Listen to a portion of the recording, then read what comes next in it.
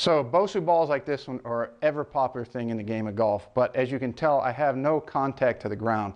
So if you want to improve your core strength to the maximum, you want to improve your ground reaction forces, which are going to allow you to hit the ball further, then I suggest you do the two exercises I'm going to show you today and get rid of the Bosu ball.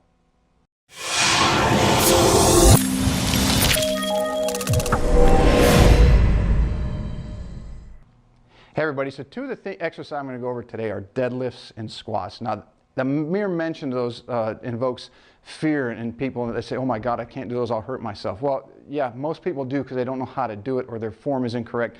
They're not prepared to do it, meaning their body is not loose enough to do it. Hip flexibility, knee flexibility, or ankle flexibility, or even your legs, your calves, etc.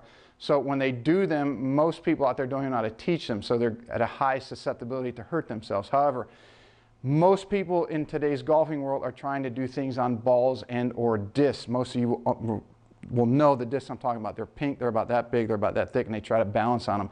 Those might help kickstart your core activation for about 6 to 8 weeks, but beyond that, they're not going to do you a heck of a lot of good, in particular to really develop the core strength and, most important, the ground reaction forces that you're going to need to hit the ball longer and straighter. So you'll notice in the opening how I had my knees that were on the ball. There was no connectivity to the ground. The ball was in between. So if you want to activate the core your core, your feet, and the ground in the same way that you're going to swing, you're going to want your feet to be touching the ground, the same as you would in a deadlift and or a squat. That's in talking to Dr. Greg Haff.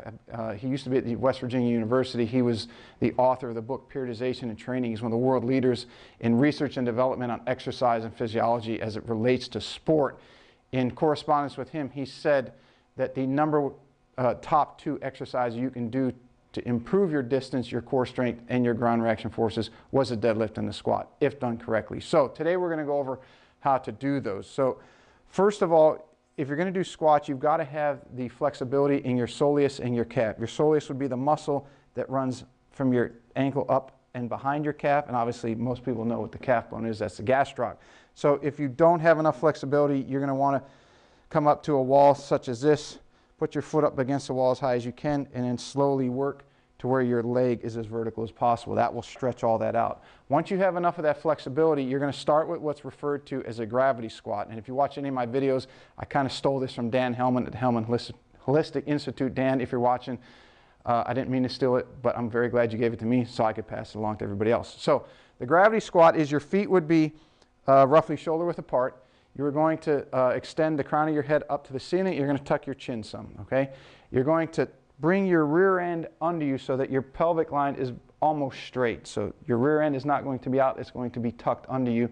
You don't have to force it, but you just want your spine to be as straight as possible. From there, all you're going to do is you're going to start bending down. As your knees go forward, your rear end will go back. For some of you, if you don't have the flexibility and you have to use a little wall for an assistance, that's perfectly fine. But the goal of this is not only to squat, but to keep extending the crown of your head up as you push your rear end back and away. So you're stretching out your spine as you're squatting at the same time.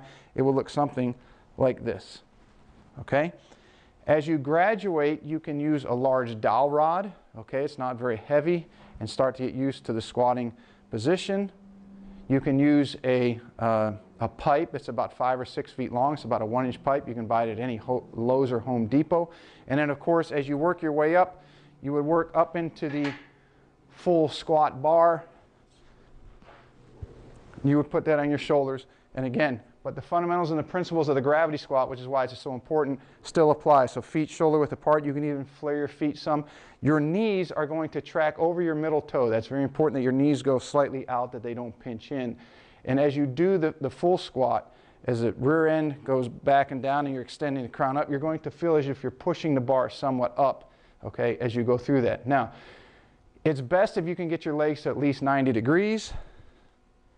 But you can get them all the way to your rear end is to the ground. Ass to grass is what that is called. You do not have to get there. It's not of the utmost importance, especially if you have had back issues in the past. So that is the development, so to speak, of the squat. The deadlift is very important for a lot of golfers because, again, it activates the core in an opposite fashion. So you could do squats one day, Deadlifts the next. You can go back and forth because one is working the back side of your body, the other is working more the front side of your body. Both of them will help you in your posture in everyday life and in your golf game. So a lot of people who have trouble practicing because they can't bend over, if they get low back pain, the erectors of the spine, the glutes, the hamstrings are not strong enough because they have not worked them out. They've either sat in chairs their whole life or they have not worked out correctly, i.e. they have not done deadlifts or squats. So the fundamental positioning of a squat, and again, it's into an extension position. So if you've ever seen a deadlift, you're down to the ground and as you come up, you're extending your hips forward, just the same you would in your golf swing. So if you're a beginner, obviously you want to activate those muscles first. The easiest way to do that, you're going to lay on the ground. Your legs are going to be bent at about 90 degrees, and you're simply going to lay on the ground as such. Put your arms out to the side, you can cross your chest, you can do whatever you want. You're going to bring your heels a little closer to your rear end, and all you're going to do is you're going to push your heels into the ground as you lift your pelvis up off the ground as high as you can, and you're going to extend. You're going to return your rear end to the ground, you push your heels down, and push up again as you keep your shoulders on the ground, okay? This is going to be the most elementary squat position. I'm sorry, deadlift position. It's working this very similar musculature in the rear end and hamstrings and so forth, and we'll give you a foundation to work to progress to the next level. The next one would be hip thrusts using a bench. So you would have a bar like this. You would put the bar across your hips. Your shoulders would be on the bench. Whether you have to add weight or not, that's a personal preference. And you'd start down in low position and you'd extend all the way up. Again, you're using the hamstrings and the glutes to move through the activation process. Then you would move into what are called sumo deadlifts. Sumo wrestlers have a big wide stance. It would be the easier of the deadlifts to do. Your feet are going to be much wider than shoulder width apart, feet angled out at about 20 to 30 degrees. You're going to lower the bar to the ground, rear end stays up, and you're going to pull your rear end forward as your upper body lifts, okay? This is not, you keep your back relatively straight, you don't round your upper back and then force your hips forward. So your back stays straight, erect, you down, and you're going to pull up as you thrust your hips forward, okay? And then from there, your feet would move closer to shoulder width apart. That would be a standard deadlift. Go down and obviously back up. So those are just kind of an introduction to deadlifts and squats. Start with the most basic. Get to where you're comfortable with it first. In both of these exercises, form is king. It is much more important that you do them in the proper form as opposed to graduating yourself up. That will come naturally. So focus on your form. If you have to, get a highly knowledgeable instructor. And if you need some of that, we'll post in the comments. We'll get you a list of them or connect you with those trainers so that your game, you can start hitting the ball longer, straighter, and have a hell of a lot more fun doing so. Hey everybody, Pete here from the Golf Paradigm. Thanks for watching the video. You can check us out on Facebook, Twitter, and Instagram. And if you want to watch more videos or subscribe, you can do it right here.